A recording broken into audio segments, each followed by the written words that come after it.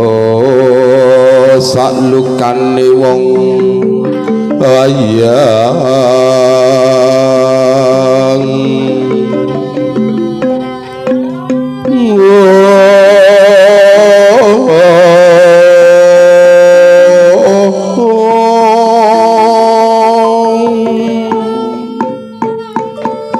pambukane wong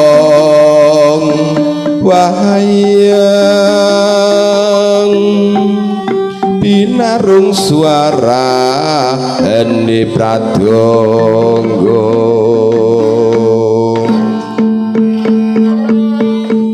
mewah putri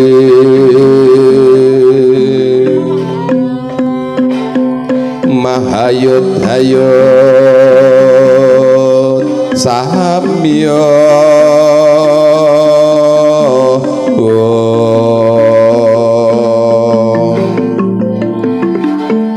mahayut-hayut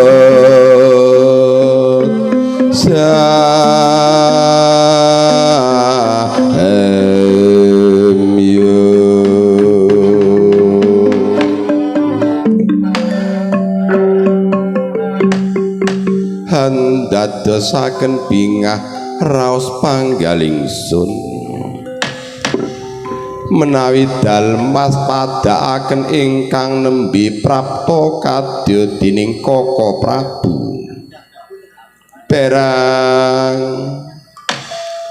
tebih saking Diwarawati ngantos jumangkah suku kalih perkawis kancik wonten ngarsanipun ingkang Rai Raden Darmakesuma kengang menapa paduka boten paring cecala utawi paring kekabaran dhateng ingkang Rai Darmakesuma menika menawi paduka paring kekabaran utawi paring cecala kula badhe ngutus para putra Pandha sagung Wadyabala Pantri Bupati Jujul Kakang Nalendra mila Kaka Prabu kula aturangsum perbagi anggen dalem sawen ngarsane ingkang Rai Raden inggih menika Prabu Kuntadewa Dewa jagat sanjang binatara ya dewa ya Bathara Guru kang kinarya pepatutan Yayi kengang menapa ingkang raka menika rawuh dhateng negari Ngamarta peparing cecala utawi kekabaran menapa awit napa Yayi wonten Kuntadewa wonten Bathara Kresna wonten Sri Kresna wonten Darmakesuma wonten Ngamarta wonten Diwarawati wonten negari Ngamarta menika Yayi mila Yayi kula inggih nyuwun gungipun pangapunten ananging kasa wangsul dhateng panjenengan Yayi menapa inggih sami rujeng babagan mengku praja wonten negari Ngamarta menika Kaka Prabu Hangsaluri diwidat paduka ingkang Rai boten wonten aral sajuga menapa-menapa ngaturaken sembah pangabekti mugi katur kunjuk wonten sahandhapipun pepodo Kakang Nalendra aduh Yayi sampun dalem trami puja pangestawan ingkang raka nggih Yayi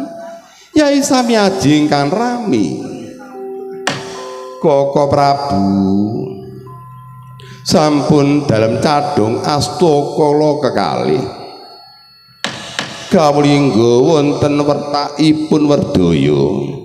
tir kumetir sling ambengi slamba pinaru wonten kita Panaraga bebasan anggeti ana dalem setetes andaging ana dalem seempal perang dalem cencang wonten rikma minggah ing kutha Panaraga minggah ing Kolangkaling dadosa jimat kayu ananggen dalem gesang menika perang syukur bagi jumblo meneh Junung Sari meneh kados mekaten Yai Samyaji Koko Prabu ingsun kakrungas Adi Taranggono inggih perang ingkarai Taranggono ngaturaken sembah pangabekti mugi katur kunjuk iya Adi tak trima puja pangestawak tampanana ya Arjuna inggih perang dadosaken jimat anggen dalem gesang wonten jagat raya nika mila kula nyuwun pangestu dhateng paduka Koko Prabu ya padha-padha Arjuna yen kaya mangkono Dik wong bagus jajal areh ya dia inggih ngestakaken dawuh mangun curang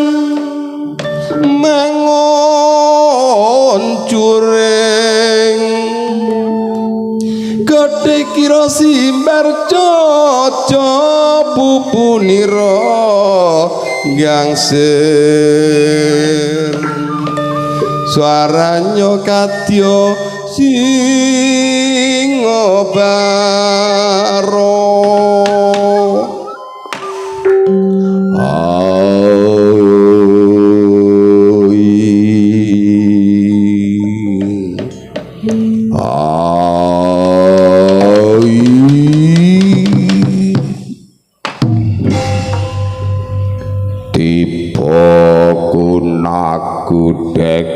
deku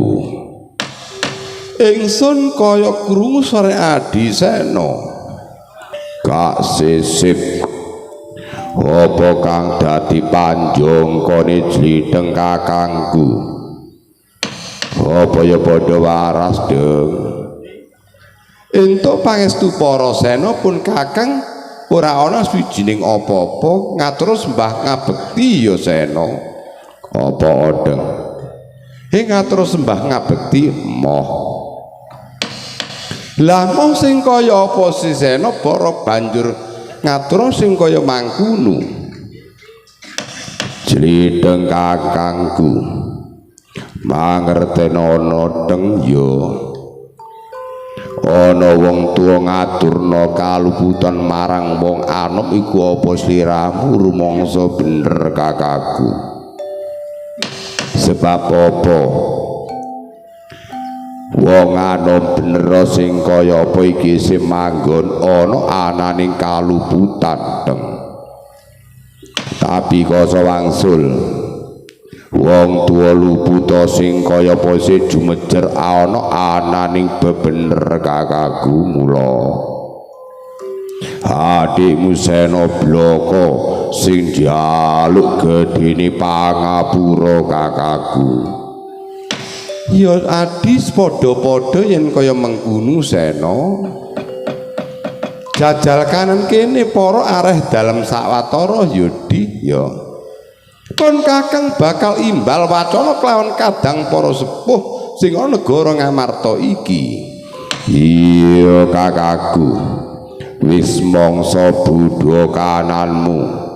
adikmu Sena midhangetna apa kang dadi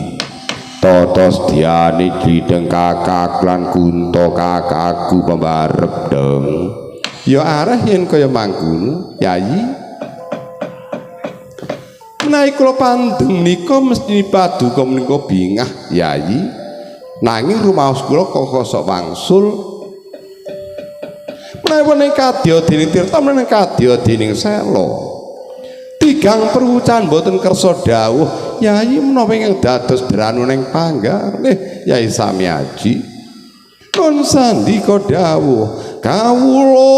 nuwun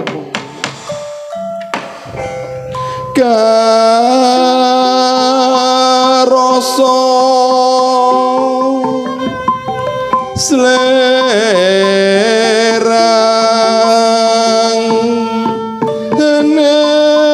eneng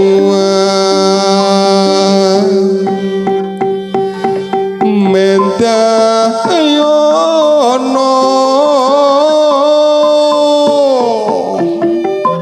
tritenono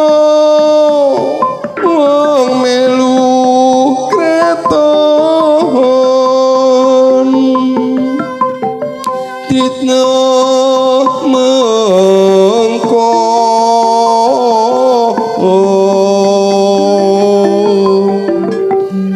yen inasa ndatra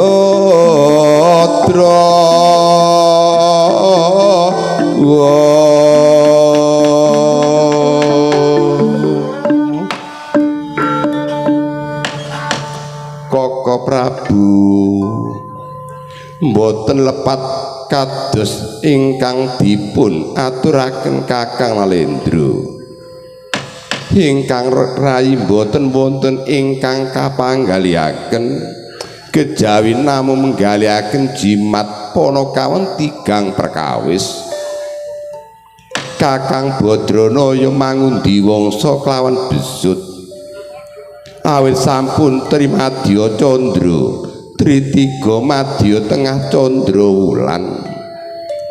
tigang wulan setengah menika dereng sowan wonten ngarsane ingkang rayi menika lho perang ingkang dados sungkawaning Darma Kesuma menapa kula menika nggadahi lepat kelawan nggih jimat Panakawan tigang perkawis menika Yayi mekaten nggih Yayi ateges menika paduka kapangsaet kalon Kakang Semar ngaten inggih Koko Prabu menawi ngaten sumangga mangkat dhateng Klampis Ireng inggih Karang Kadempel utawi panjenenganipun Kakang Semar tinimbal wonten ngarsane Yayi Samyaji menika lak ngono ya Sena iya kakakku aku manut kelawan kanan mudeng mangkane nek bengi mercing gak gelem mesem gak gelem guyu ngomong nek kangen perjeh tak susule perjeh ngono wong kari ngomong tok ya gak entos awakmu kakakku Sena aja kaya mangkun lho Dik aku kapang sanget pancen bener nggih Yayi semonggo menawi kados mekaten Arjuna inggih Koko Prabu wonten megatos sedhek ayo bubaraken ya mangkat menyang Klampis Ireng iki dina supaya Kang Semar iso mangersani Yayi Samyaji inggih perang menawi kados mekaten kula ngestoaken dawuh Raden Taranggana oh iya dereng antos jengkar saminang kursi gading dampar ento sampun ketaru gegere tantomo kang selagi jogo kanca batur ana dayuh kanca ana caraka kaya miyaomu bendaramu isine pasiniwakan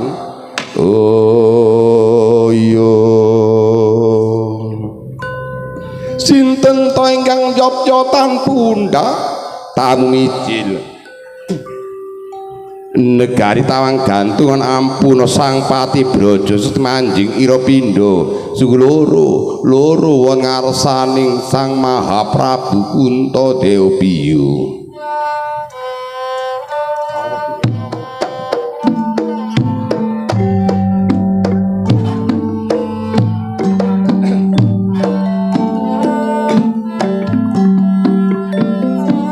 wonten tamu Yayi inggih Arjuna hati-hati yo iya inggih perang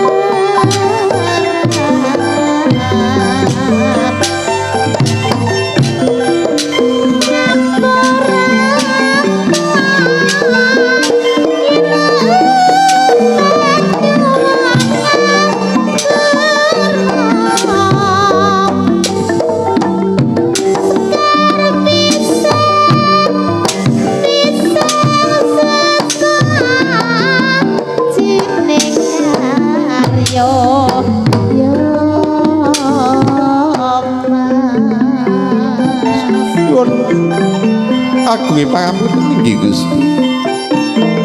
Menawi kirang sopan kula anggen dalem menika rawuh ngarsa paduka Gusti kula Puntadewa. Ya jajal kepenakno yen kaya mangkono sih. Inggih Gusti.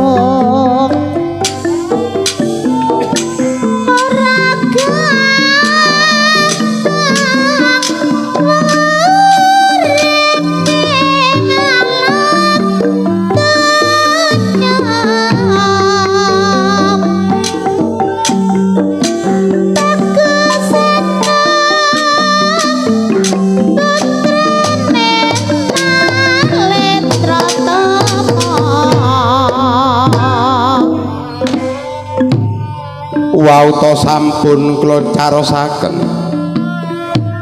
menawi manjing dhateng negari Ngamarta ampun dosaken negari Tawang Gantungan utusanipun Sang Prabu Brajakumara Patih Brajasekti ngamanjing wonten Agung Kraton Batana Kawarsa.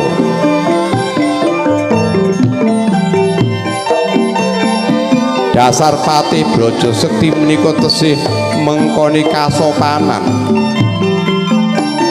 Tekuk lutut anggenipun manembah saha ngarsani Prabu Kuntadewa. Pembatosi Kuntadewa. Iki sapa ya kok iso mengkoni busana kepatihan. Kok tanpa tambuh ingsun iki. Jajal tak takonane sih yen kaya mangko apa tata sedyaning Sang Patih iki yen iku bener mengkoni patih.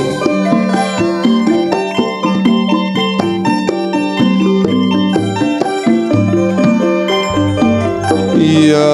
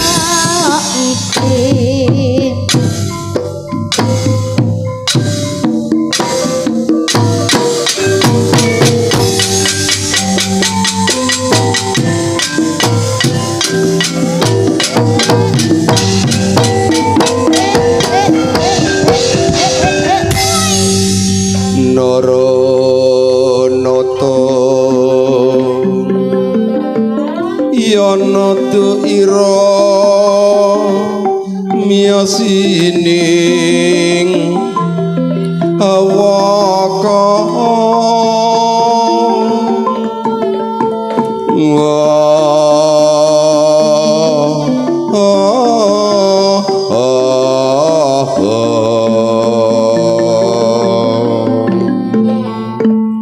siniba ing madyan iraha ing madyaning pasiwagan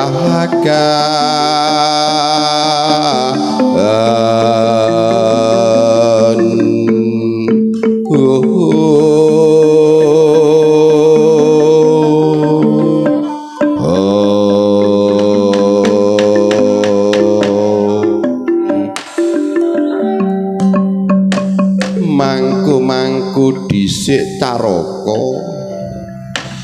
durung anting suni jengkar saka pinan kursi gading dampar denta dong mung sanane iki ana sanatriya kang sowan ana ngarsaning Darma Kesuma yen ingsun deleng kanan para mengkoni busana kepatihan yen nyata jeneng kita asma Patih pati mijil saka ngendi lan diutus sapa nganti prapta ana ngarsaning Darma Kesuma iki jajal matura ya Caraka aja kaya bocah cilik maneh yana nyandring katingal bangun sawendri sujana kawinanku ana wong anom ngayolonge ana wong anom gayo kang lelonge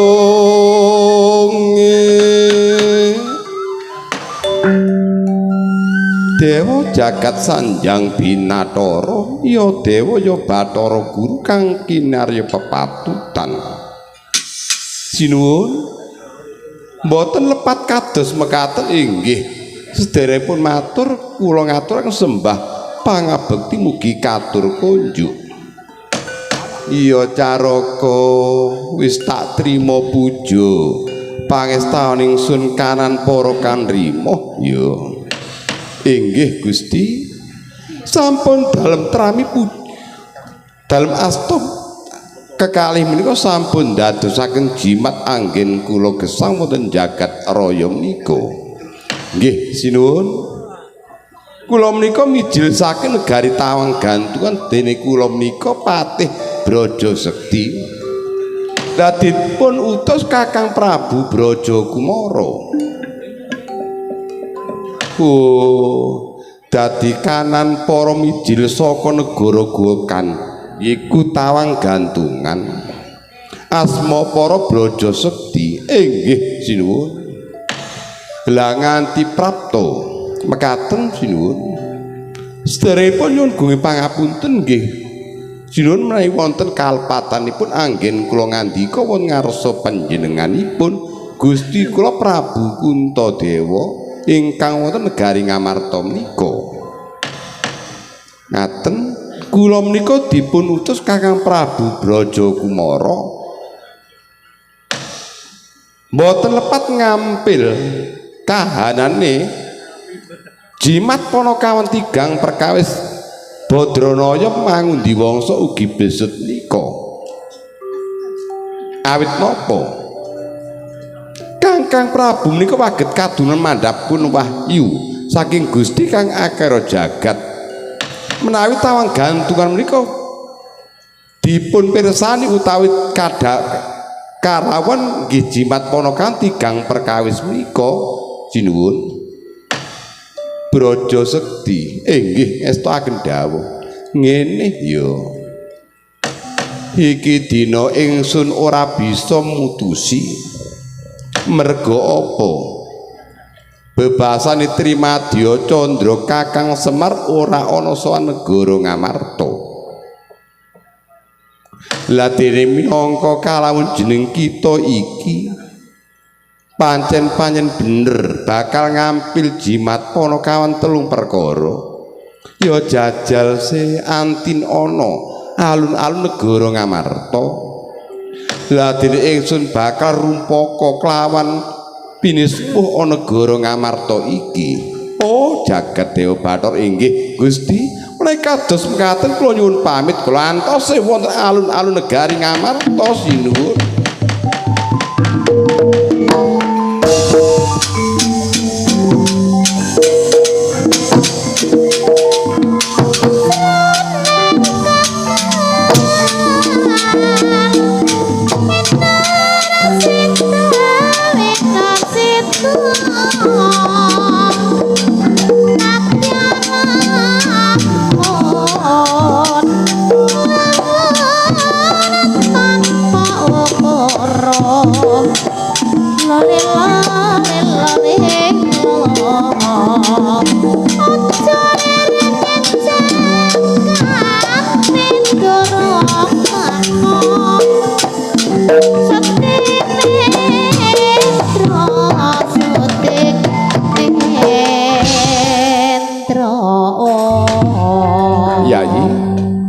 Yai Samyaji nun sandika dawuh perang kala wonten tamu mijil negari Tawang Gantungan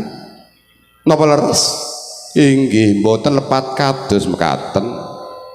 badhe ngampil jimat Panakawan 3 perkawis awit menapa Tawang Gantungan menawi karawon Kakang Badrana waget nampi wahyu saking Gusti Kang Maha Suci perang. Sena, iya trideng kakangku. Apa bener kaya mangkono ngandika ing Nurpat yiku kalbune Adi Brantasena? Gak percaya. Sing benere perje bakal diboyong menyang Tawang Gantungan teng mbuh digawe tumbal mbuh digawe apa aku gak ikhlas gak lilo lenggana lahir batin kalamun perje diboyong menyang Tawang Gantungan kakakku. Hah iku padha karo jroning atining Brantasena. Arjuna inggih Kaka Prabu wonten dawuh Nurut para kaya apa? Inggih sami Kakang Sena. Yayi inggih Kaka Prabu wonten wigatos menapa? Mekaten nggih. Paduka klati minggah dhateng sanggar pamuja Branta. Nyuwun ngarsane Gusti Kang Among Tuwa. Lah dening utusan saking negari Tawang Gantungan menika kula Adi Sena kali Adi Taranggana ingkang nanggel jawab babagan menika. Inggih menawi kados mekaten perang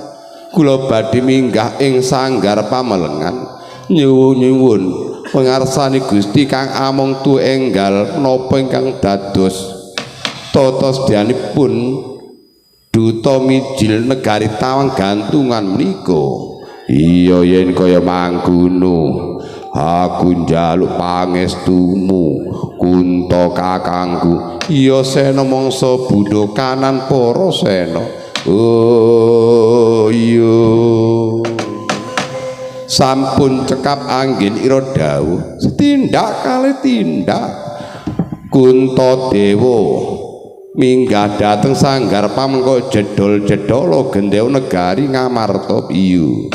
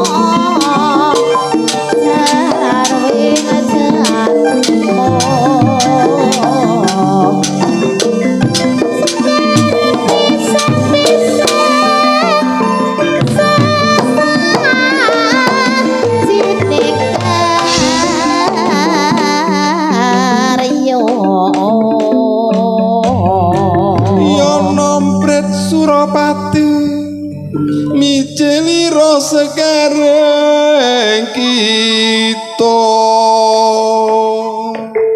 kumurus waraning wadya pala sumriwet ngisore gunung Gempur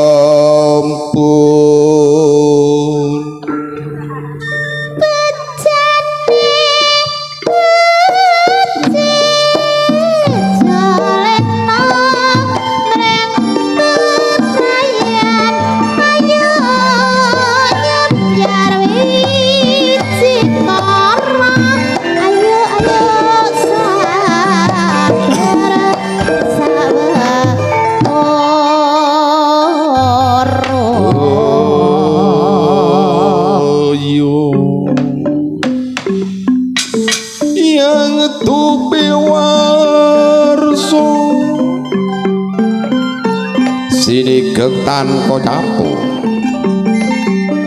yek ingkang jengkar saking kursi gading dapar dento dasar satria ingkang wicaksana duwe papan pajineman lukaring busana keprabon ngrasuk busana kapanditan niat kancing mbangun teki condong agamane pribadi merincing ing kendali gumladake kreta miutra nggo cidori nabu prakawula pating gledhar pating gledhor sesarengan bendhe sekar drima kaya sigar-sigaro dlamaaning asta ana paunen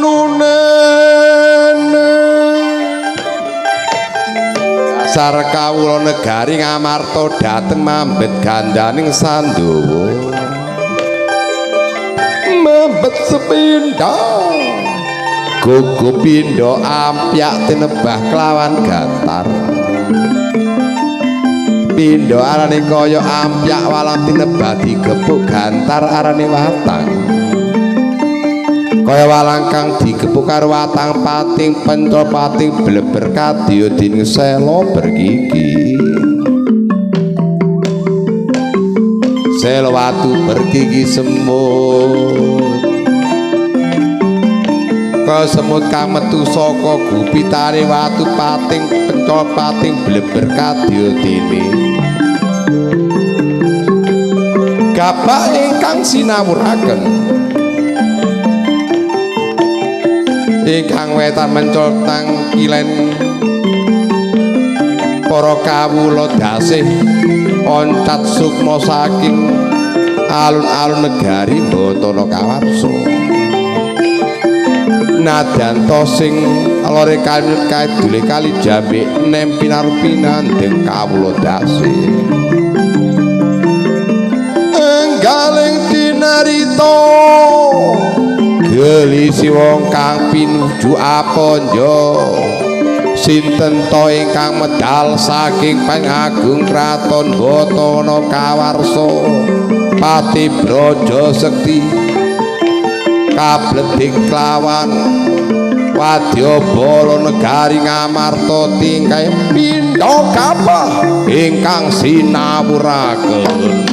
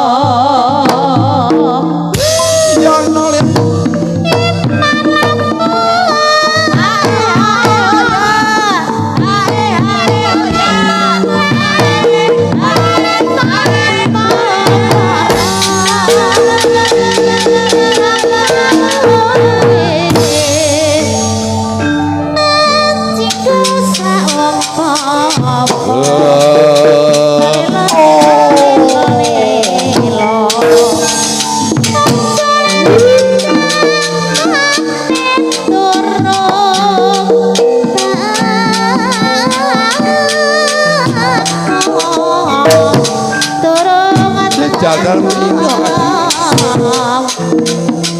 iya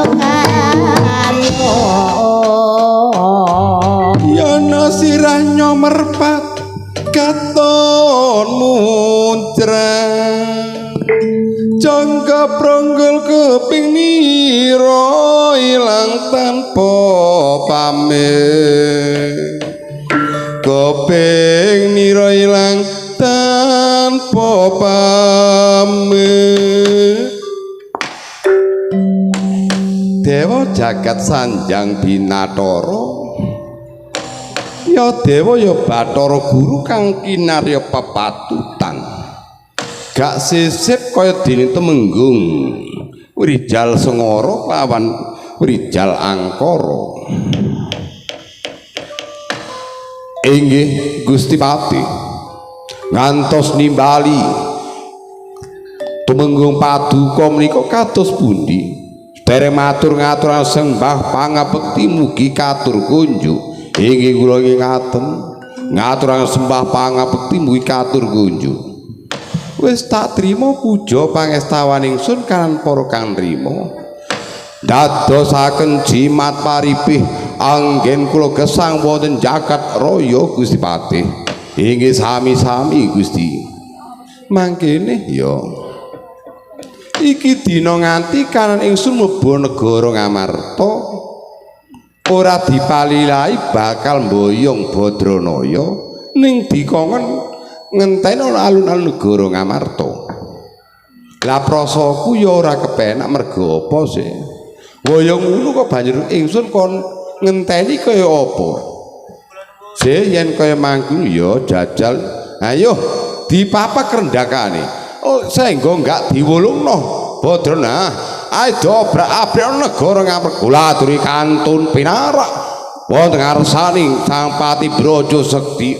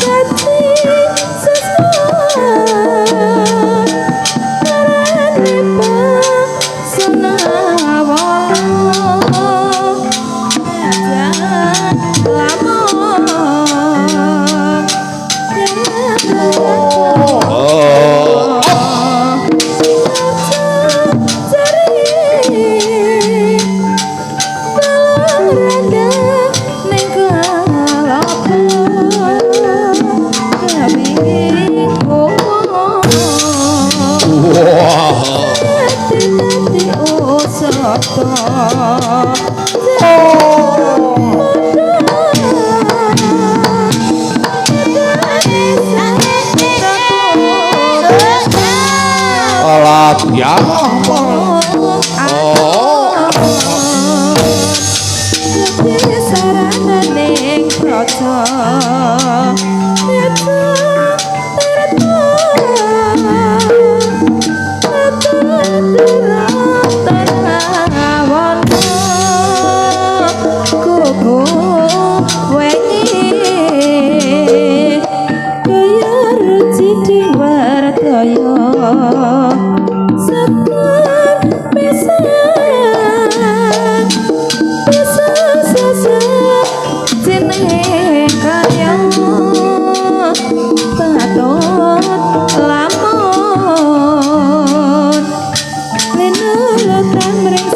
Sama